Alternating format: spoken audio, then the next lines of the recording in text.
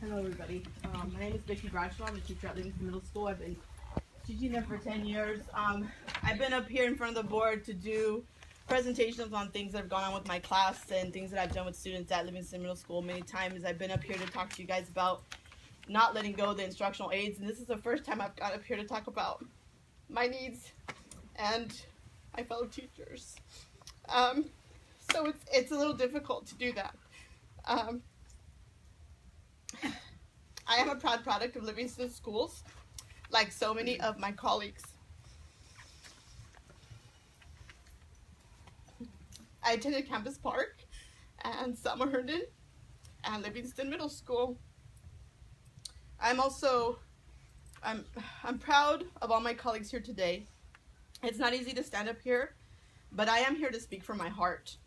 I want to be clear with everybody here, everybody that knows me, that I love my students, I love my school, and I love being a teacher. I am grateful and I am proud to be a teacher in my home community of Livingston. And I know that my colleagues feel the same way. The truth is that no matter how grateful we are, it doesn't change that we haven't had a decent raise in many years. The truth is that the cost of living has increased and our pay is not keeping up with the demands of living in 2014. The truth is that we need a substantial increase in our pay to be able to help support our families and enjoy a decent quality of life. Our quality of life should not have to suffer because we chose to be teachers. And you, as a board, have the power to change that. Thank you. My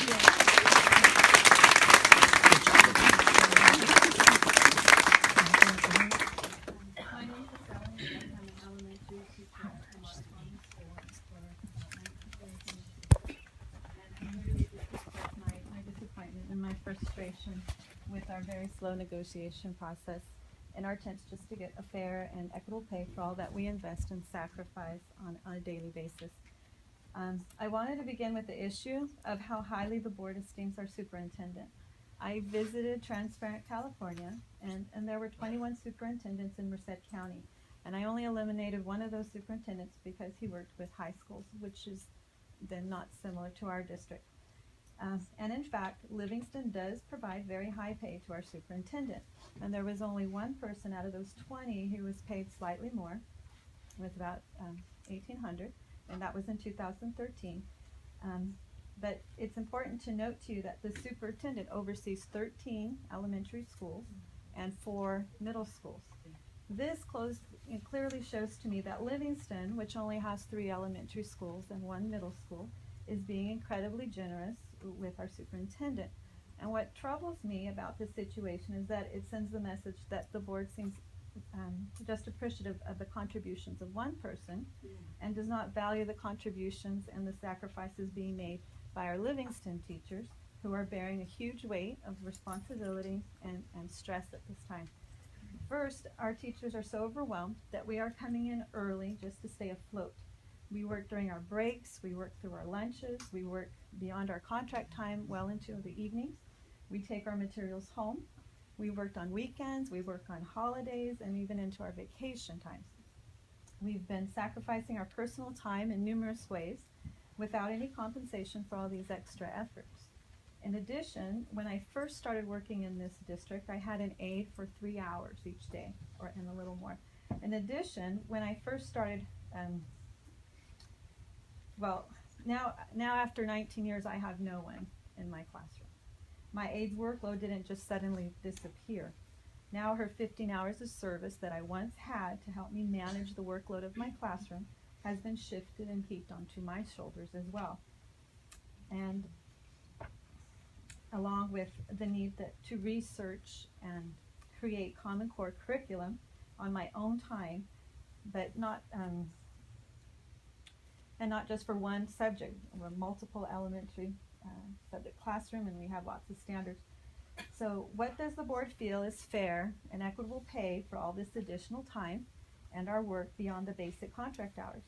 If teachers stopped working beyond our hours, very little would be accomplished. Second, the teachers are dealing with a wide range of academic needs, which includes also learning disabilities. Their students have emotional, social, and severe behavioral issues that do challenge our patients and good intentions all day. We also have English language learners who need special instruction. We have children with medical issues and needs, migrant students, and also there are dysfunctional homes and families which do impact our classroom environment. I often finish my contracted work day mentally, physically, and sometimes just emotionally exhausted, and then I can't take a break because there's a mountain of work that still needs to be done in my classroom, and a lot of it comes home with me every night, from lesson planning, prepping materials, calling a parent, researching, just finishing other paperwork, grading, reports, or a newsletter. And I know teachers whose physical health is slowly deteriorating because of their work. They've told me they have high blood pressure, chest pain, insomnia, frequent headaches, ulcers. Even myself, I know I was sick for over a year, and I'd visit my doctor, and I did change my diet, did blood work, and after that time, they just determined that these symptoms were stress related. Another sad story to me is a teacher in Livingston who was so stressed and overwhelmed by her work that she rushed to her classroom with her mind full of deadlines and responsibilities, and she was stunned when she got a phone call from her husband who wanted to know if she ever made it to work.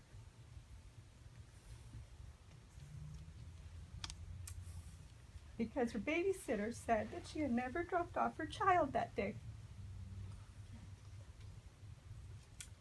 This mother was so stressed about her work that she left her child sleeping in the crib. She was mortified, and her baby was fine, and she was still asleep when they found her. But you need to note the kind of toll that this work is taking on us teachers.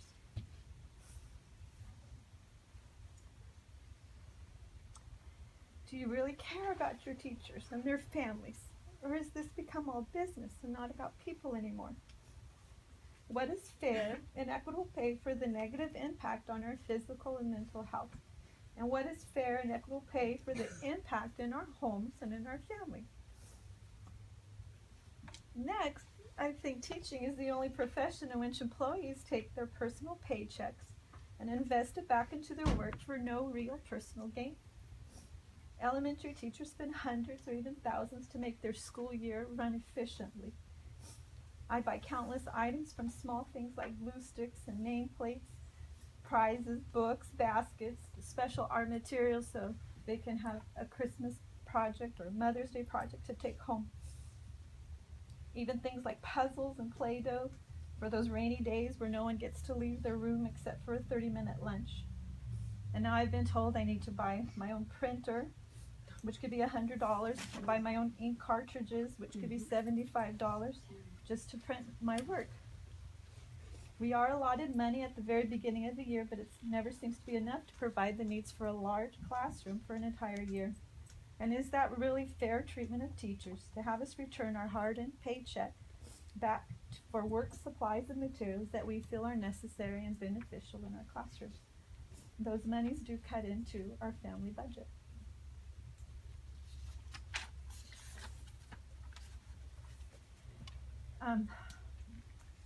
I wanted to add, I just don't know what has happened over the years, because I thought that working in a small district meant that it would be more personal and more family-oriented. I strongly believe that true leadership requires principles of integrity and honesty and genuine desire to uplift those that are around them. Now I find myself questioning so much that is being said and done by our district. There's misleading information being sent out to confuse teachers. I read a memo where about $23,000 was spent on legal fees to fight your teachers instead of helping them. And I always have to question what's the truth and what is not. And it's uncomfortable for me to not be able to trust that the right things are being done with the best intention. Last, I just want to add that our teachers are highly trained professionals. We have bachelor degrees, teaching credentials, and multiple units beyond our degrees. Many are bilingual or even trilingual. We've proven our loyalty to the district, and we just want to be recognized through the fair and equitable pay for our work. The words of appreciation are nice, but they won't cover college tuition fees for my 2 older boys who are in high school and preparing for college in a short time, with the third son moving forward as well in his education. A $10 gift card that we received for local business is nice, but the mortgage company is not going to accept that gift card for a coffee or a Danish as my next month's payment. Please, I need you to take time to really consider my questions. What is the value of a well-educated, highly qualified college graduate? What is the value of our personal time? What is the value of our personal health and well-being? And what is the value of teachers who invest into our schools financially? What is the value of our time lost with our own loved ones? What is the value of the contributions to this district and community? I encourage the board to revisit our negotiations with new eyes and an open mind and an open heart. After all, what is truly the value of a committed and genuine teacher? LETA has proposed a more than fair and reasonable offer if you really consider all that we give and all that is taken from us at times. It will be your actions and your words that will speak volumes to me and to all the Livingston teachers who are passionate about their life's work. I thank you for your time.